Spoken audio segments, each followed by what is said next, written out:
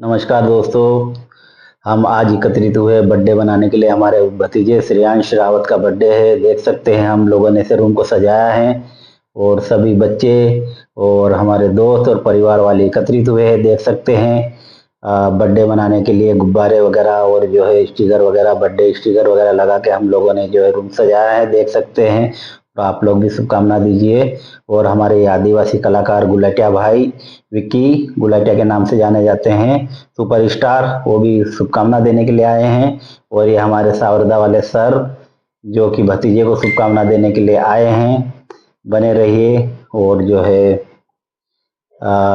ऐसा अरेंजमेंट हम लोगों ने किया है। विक्की भाई गुलाटिया है यहाँ पर, देख सकते हैं आप।